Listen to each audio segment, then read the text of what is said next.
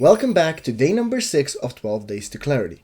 Today we're going to be talking about responsive design, something very important in Power BI, as today screen sizes are getting smaller, but this shouldn't keep you from getting your insights.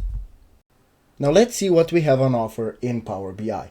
Let's make a clustered bar chart like this, and now first let's make it large. We'll add our actuals to the x-axis, and we'll also add our plan, and then also we will add our groups to our y-axis, just like this. Okay, so now a responsive design would mean that the bigger I make the chart, the bigger my data, or the smaller I make the chart, of course everything becomes smaller. And right now, as we can see, this is working quite well. Let's also add the Zebra BI tool.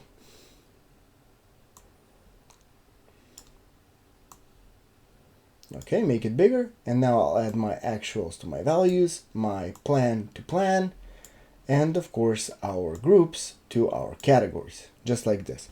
Okay, now we can see that we have Zebra BI using a lot more space because of course it gives you the automatic variances that we have on our right to better understand our data. Now what would happen if I make it a little bit smaller? Well, you're going to see that Zebra BI takes as much space as it has, but still tries to keep the data density the same. So right now we can see that we went from a bar chart with another chart for our variances, another column for our plan, and our relative variances, to something that we call an integrated variance chart. And if I make it a little bit bigger, just like this, we also have our relative variances here. Now we can also change this variance to, let's say, size dots, which would then also give us the ability to make it a little bit smaller, but keeping everything still the same. So right now the charts are about the same size, but Zebra BIs just have a lot more data density than what we get from our native Power BI visuals. Now, why is this important?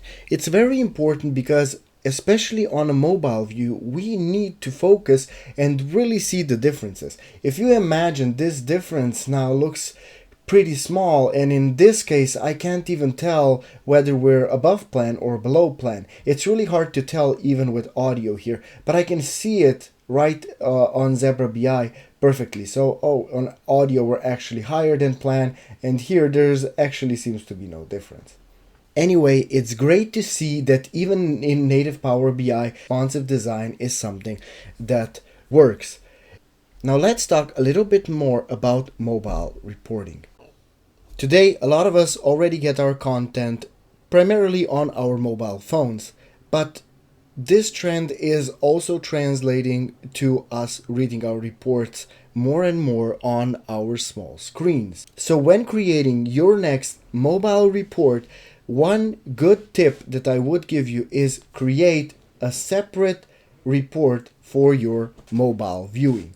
This means that you take the same semantic model and create a desktop report, something that's a little bit more detailed, and a mobile report that is made to be viewed on smaller devices. Next, really focus on quick insights. One thing that we can see here is that on a desktop we can have a full P&L with, of course, all of our variances and some other calculations, but on mobile it's really important that we focus on what we really need to answer at the time that we're looking at our mobile report. So something like you see here, creating a more focused view can really help with creation of mobile reports. The storytelling and the flow is also very important, as usually on our desktops we read our reports in an F or a Z pattern. This means that we have our cards on top and then we have our breakdowns at the bottom. Now, in the mobile space, this translates to scrolling, which means that we have to have pretty much the same composition but thought of as being one after the other. So this means that we need to flip the Z from a Z to a straight vertical line. We can also use Power BI's special features like bookmarks to make a more app-like experience for your mobile readers. We can see that we're using bookmarks here to quickly navigate throughout our report, keeping the pages nice and clean so we can get a better view of our data. This was just a few quick tips for you creating your next Power BI mobile report.